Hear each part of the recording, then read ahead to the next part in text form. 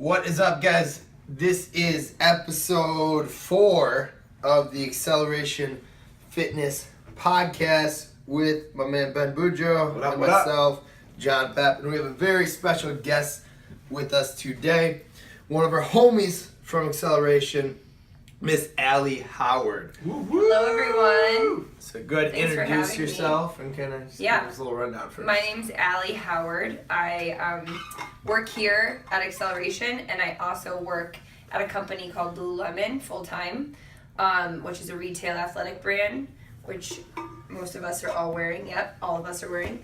I grew up in San Diego. I spent 18 years of my life there, and then moved to Arizona to go to college and play soccer. And then I moved to Michigan 5 years ago last month, and I've been here ever since. So San Diego, La Jolla, right? Yep. La Jolla on to Arizona. She definitely downplayed that. She played Division I soccer. She was what position? I was left wing. Left wing for Division I soccer team. Were you the captain? No, I was not. But I did get injured second year, so that's a damper. Yeah. Gotcha. Similar. So Arizona, then straight to Michigan? Yep, I went straight here and got into grad school and got my MBA from Wayne State. Go Warriors.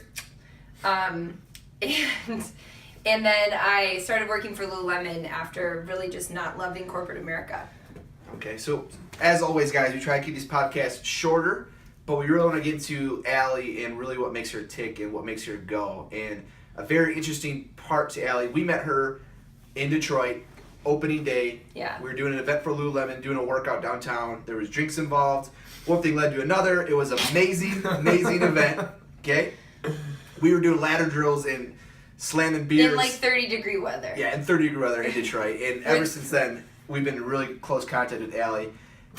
I got named ambassador for the Rochester store that she runs. And ever since then, I mean, she's been working out with us. Her community's been involved with us. She has shown us really an insight at what Lululemon really, really is. And it's completely transformed the company of Xceleration Fitness. I will say that. 100%.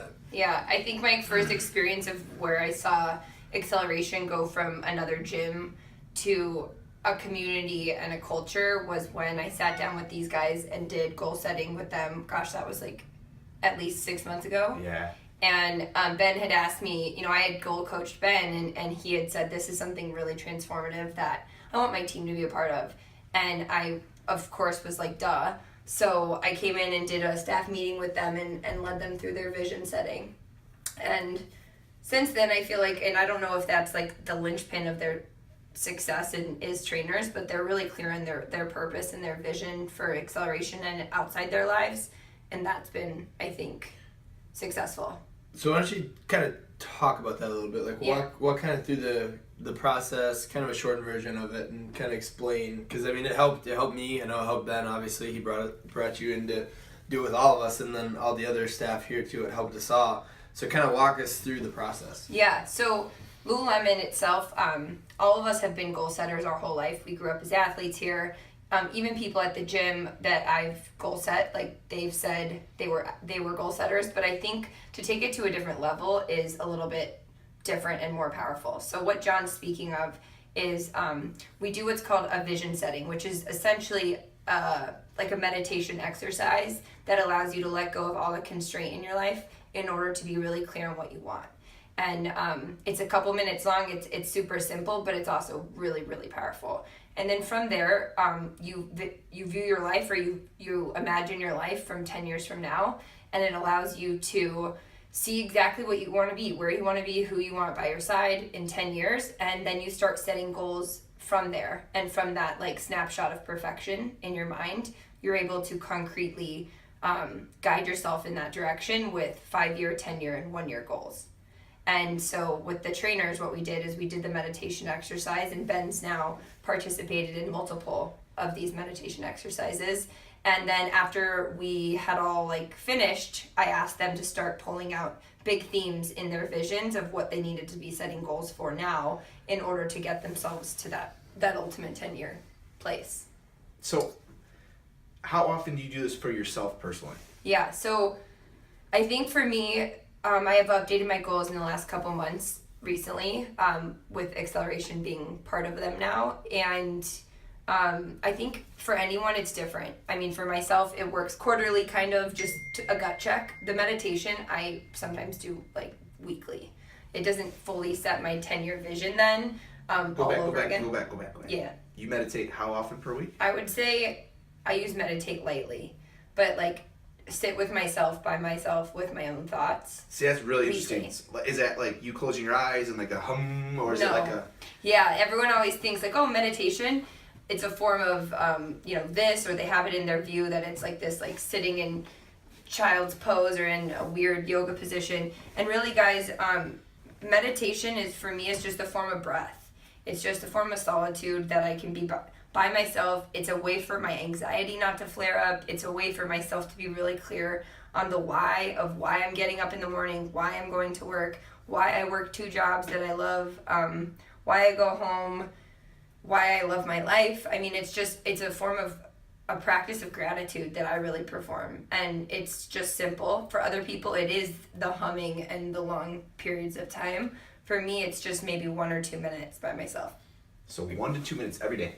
No, every week. Every week. I would say. I kind of like that though, because it's your version of it, right? Yeah. Not everybody has their own version of meditation. Like for me, it's when I'm lifting. Yeah. Like that's how I, kind of those same exact things that you said. That's what happens to me when I'm lifting, and just like the world shut off. That's all you're doing. You're just like, sometimes like if you're lifting alone, it's just you and your thoughts. Yeah. So it's kind of different for everybody. I know Ben like does it in the morning, like with his goal setting and whatnot. So everybody has their own version of it. And that's how you really buy into it. I mean, if you make it what you need it, then that's what's really going to be successful. And some people have a form of prayer is their meditation. I mean, if that's working, that's awesome. But really in the meditation, I try to not think about anyone but me. And I try to not think about anything but my breath. And that normally guides me to where I need to be focused, or what I need to be focused on, or who I need to be focused on. That's awesome. Yeah. And it's allowed me to, like, if anyone's ever been sick, if anyone's ever had a family member that's been sick, there's a lot of anxiety and stress and pressure in the world today. And at first, after I got really sick, they had said this was a way to like release any of that pent-up anxiety or pent-up stress and put it into action and work. And so I was able to translate that stress and that anxiety into just hard work. Wow. Through thought. I like that. She's working 2 jobs right now, guys. And I mean, she's a hustler. I mean, she's an athlete at heart, but she's definitely a hustler. She has a test coming up. Yes. Technically the 3rd week of May. To become an ACE certified personal trainer. So yes. That came out of nowhere. Like, she came up to me and said that she wanted to be a trainer, and I was like, you'd be perfect for it. She obviously has the personality. She has an athletic build.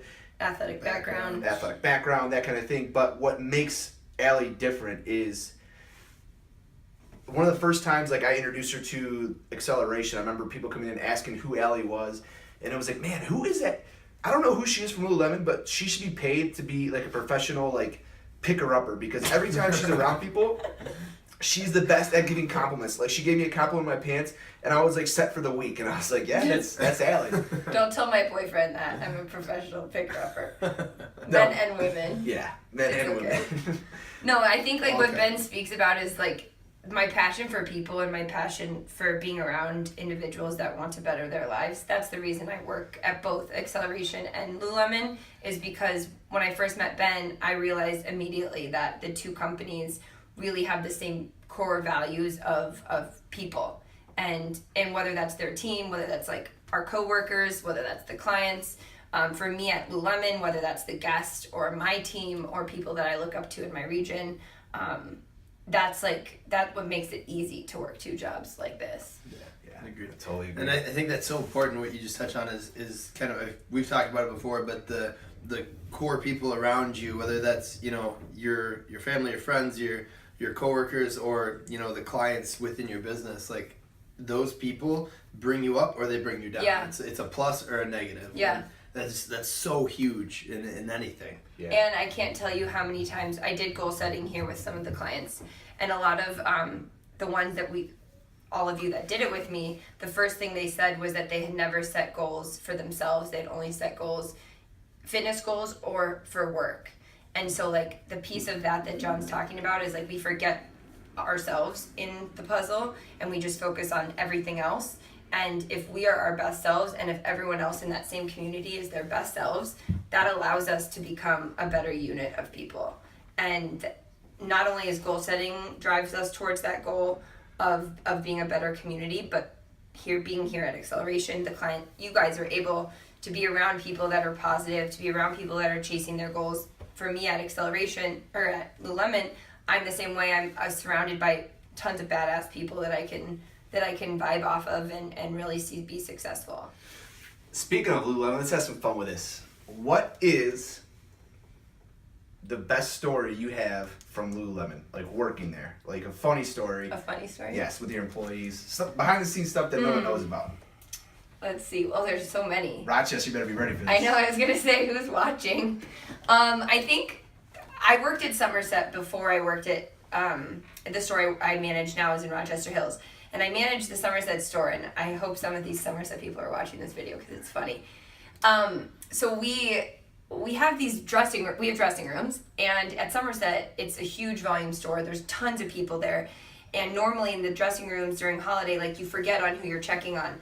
So all of a sudden I started smelling this like very gross smell.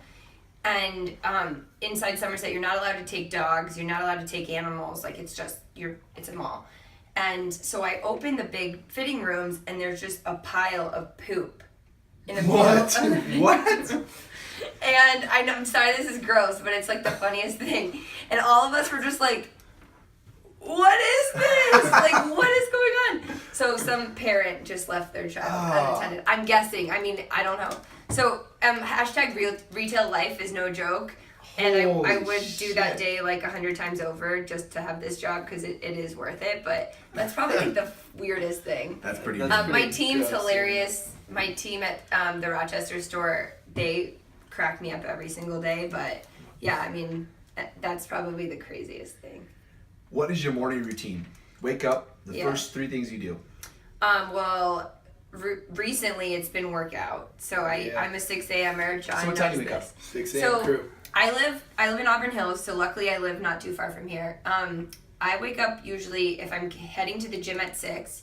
My stuff's already packed. I'm a huge planner, so I lay my clothes out before the night before. I pack my food the night before. I prep just so that when I leave the house, I don't have to think about what I forgot. And that's really essential, not just if you're working out, but in like if you're busy at all. Yeah. That just is helpful with that lifestyle. So I get up at probably like right before 5. I'm not a snoozer. I do not snooze my alarm. Those of you that snooze. My boyfriend is a huge snoozer. He'll snooze for like 45 minutes. I'm usually like up and at him. I hate the snooze button. It's the worst. It makes me feel like I needed to get up earlier. Like I would have needed to set my alarm earlier. I feel like if you guys hit snooze button, I'm not like hating on you completely, but like I feel like how I'm gonna start this day. I'm gonna start this day with a quit. I'm gonna start this day 6 times with the snooze. Yes. I mean, I think it depends on the person. Like some people need to gradually wake up. I am usually like I need to get up. So I come to 6 a.m. Workout normally, and then I head straight to the store for a good amount of time. More normal day would most likely be till early evening, and then I would come back here to either coach or go home and spend time with. That's a day. Yeah. Hustling. Have you always been an early riser? Yes, I've always been. But to be honest, I'm not necessarily not a night person either. I know normally people are like, oh, I'm a morning person or I'm a night person. I feel like I could do both. I also don't have like what's it called when. Like energy levels, I have no thyroid, so my thyroid is kind of like synthetically made for me. Meaning like my medicine keeps me up or wakes me up if I need to. So that also helps, I'm sure. Can we slightly dive into that? Yeah, of course. Okay. Yeah. Because, go ahead. So I'll be 29 in September, and 2 years ago, going on the 3rd year, I was diagnosed with thyroid cancer. And so I was like 26, it was right before my birthday, and was working 40 to 50 hour weeks. I was a really competitive CrossFitter at the time. I was working out all the time, And yeah, I got diagnosed. And then had my thyroid removed 2 months later, if not less. And then I was given radioactive iodine therapy, if it's a very large term for like killing any cell that was a thyroid cell in my body. So kind of it's essentially radiation without, you know, the hair loss and all of the nausea. Thankfully, I didn't have to go through that. But yeah, and then I was in remission that following November. Wow, that's amazing. Yeah. So you're a cancer survivor. I am. I have a large scar to prove it. Which I'd never noticed, like, until you pointed out. But I know, it's funny. For the listeners out there, I mean, you survived this, so like I feel like we could touch on it a little bit. Yeah, and I'm not shy about it. I think. What was it like when you got the diagnosis? Like when you heard those words come out of the doctor's mouth? I think that's everyone's biggest fear, maybe on earth, is hearing, you know, that C word coming out of the doctor's mouth. I think I don't know if Ben said this in the beginning, but I'm not from Michigan. So when I found the lump in my throat, I think originally that was the last thing I was thinking it was. I was assuming I was sick or whatever. And then when I figured out that what it was, I think my first thought was like, wow, I don't have my family here because they're all in California. And on that opposite side of the spectrum, I don't have children yet, but I could imagine that for them to not be in Michigan with me when I'm about ready to embark on a tough journey was probably really hard for my parents. So immediately I was speechless and kind of like numb feeling. And I think my first question was, am I going to have to lose my hair? And not because that was like the most important thing to me, but just because in that very moment, I couldn't even think past like the simplest things because you don't know. And like everyone says that has suffered from a disease or an illness, like you never believe that it would happen to people that are really healthy or really thoughtful in their lifestyle. And I mean, in your case, you were coming off college soccer career. Yeah. You were competing in CrossFit, very active. Like I didn't eat horribly. Right. Yeah, I didn't eat horribly. My mom growing up was like, we didn't eat candy, we didn't eat sweets at all. Like it wasn't something from, like I don't know, but yeah, it was tough. And I think the hardest part was the aftermath, because when you're going through chemo or radiation or whatever, you're so focused on getting the disease gone. So you're like, I'm gonna free myself. And that's almost like driving you forward. And the second that you hear that you're in remission, it's almost like, shoot, like, okay, but what happens if it comes back? And the real hardest part, I think, of the whole journey was the mental surviving at the back part of it. Like after I was in remission, I went to go see a therapist because I couldn't like stop having bad dreams. And so that I think is like the recovery that you don't get to see and don't get to hear in a lot of stories is like, yes, you fought this disease, you're like a badass, you did it, but also like you're human. And I'm a 26-year-old girl. Wow. And had a lot of like insecurities and concerns afterwards. Yeah, so and that's not really something you think about, that side of thing, when you hear like cancer survivors or people who are diagnosed with it. You don't think about that side of things. It's like physical, but then like there's a huge mental component too. Yeah, for both you and your families, the ones that are around you. What was your mental driver? What was your anchor? I think for me, it was knowing that I wanted to do so many other things in my life that I hadn't done. Get married, have children, go traveling. And I didn't have any of those things. I mean, to say that the life I live, I would be okay with just losing would be like a very small statement. I was not going to be happy with just the things I had accomplished. And I think those people that look at my age, and I know you probably have the same type of stigma attached to it, is like, oh, they probably don't have a life knowing how much they have at the age that they have it. And it definitely, what the disease taught me is that that I have to be relentless in my pursuit of happiness. And whether that's being at work, whether that's being with who I need to be with, it changed my relationship with my parents. My current boyfriend right now, him and I are able to communicate because I can see past like this argument, and it doesn't affect me as much as it would have in the past. My job, I'm more clear in my vision of where I want to go with Lululemon. I speak up and more clear about my goals outside of Lululemon. So I honestly, it just made me more clear, if that makes any sense. It does make perfect sense, and that's something I never really talked about with you, so it's really... Yeah, they don't know I don't think they know these things I'm saying. No, this is really cool. If you look at Allie from the outside, she's a good-looking girl, she's beautiful, athletic, she has everything going in her life. You never would think, like, holy shit, she survived cancer. I mean, it's amazing to think about. So, wow. That's and awesome. I'm really open to talking about it. I don't know who's watching this, but I know that power in sharing and the power of participation when it comes to cancer survivors, for a while I was almost embarrassed to talk about it, just knowing like if it made me unhealthy, if it made me someone that people, oh, that's, the girl with cancer. And I think ultimately a young woman my age should be the one that's like screaming it from the rooftops and really like sharing the story. So if you have any questions, if you ever want to connect over coffee or wine, I also really like. Instagram name? Yeah. My Instagram is @Allie Howard 2. ALLIE Howard 2. HOWARD. Perfect. All right. Wow. That's awesome. Okay. Let's go to your boyfriend. Yeah. Michael. Yes. Or Mike. I call him Mike. I don't know what Mikey. you call him. Yes. What is... Let's have fun with this one. I hope he's watching. Yes, I hope he's going too. with Yes, I know.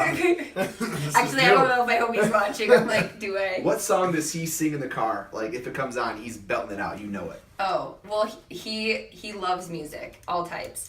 But last night he was singing that Biggie song. Kim, I don't remember the name of it. I was just telling Kim. He can rap that Biggie song that's like, Chilla and Vanilla. Da-na-na-na. Old thing back. Yeah. Yeah.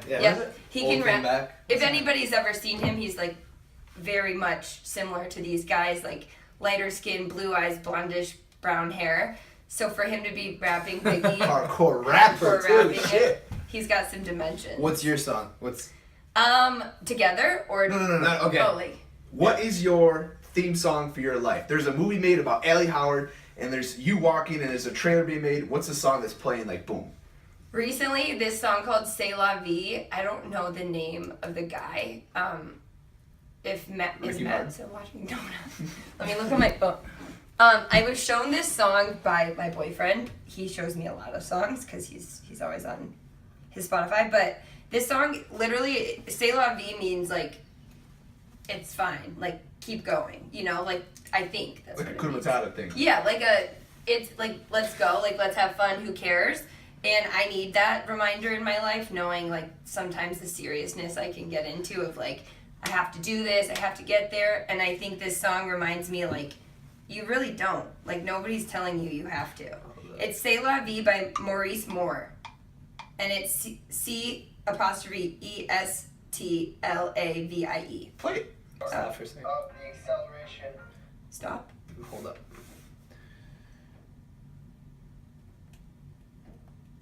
We run out of space sometimes. Like a lot of times. Tell me when to play it, and I will. Still working on this part. Okay. No. Okay. I don't necessarily know the. Ooh, I like this song. Do you know the song? Yeah. I can't say I've heard this one. It's like Oh, yeah, I know this song. Yeah, I like it. I like it. Okay. Okay. One more question before we wrap this thing yeah. up. Favorite exercise? Here definitely. I would say No, one. favorite like squat, bench. Okay, so like One not like exercise. class. You have one exercise to do the rest of your life. That's it. Well, that's like the worst. Okay. Just what's your favorite exercise? Okay. I would say because I was gonna say running if you said that, just because that would keep me at least in shape at least, Running. I would say and people are gonna get mad, but I like to be upside down. So handstands. No, I'm mad. Okay, at you. We're okay. mad at you for that. Any sort of like handstand walk or like a handstand hold. That's probably what people make fun of me the most for doing. or single-legged deadlift with heavy load. Okay. I like it. Guilty pleasure, food-wise. Sour candy. Bam. Yeah, Sour Patch Kids. Mm-hmm. Craziest drunken story of your life. That's kidding. I was like, we would be Wow. here. I went to the We're getting deep. University of Arizona, so that there was many of those. All right. Yeah. Johnny, anything else? That's about it. Just as always, guys, check us out on social media, all that stuff, and SoundCloud for this as well. The video version is on YouTube currently, so check that out. You can find all of our contact info in the description below. And then if you have any ideas for guests, topics, any questions, anything like that, hit us up. And that's it. Can I say one more thing? Yeah. I just want to thank these two for giving me space to be here today, because I think that it's special and really cool that you guys take time to do this with people, whether it's me or anyone else. These two make you feel at home and really chill and easy to talk to, so thank you guys. If you're listening to this, you're obviously listening to a podcast because you want some kind of mental help or some kind of physical help with fitness, whatever. If you're listening to this, my biggest suggestion to you, I might be screwing over Allie right now. No, you're not. It's fine. I already know what you're going to say. Reach out to Allie via Instagram message, whatever it is, and just ask her about the goal setting and what's going on in your life and what you can do. Do that, and I guarantee happiness will come to your life. Period. Because I'm also really fun, so if we just go out and hang out, you at least will have a good time. Yes. Peace. Drop Thanks, the mic. guys. Boom. See ya.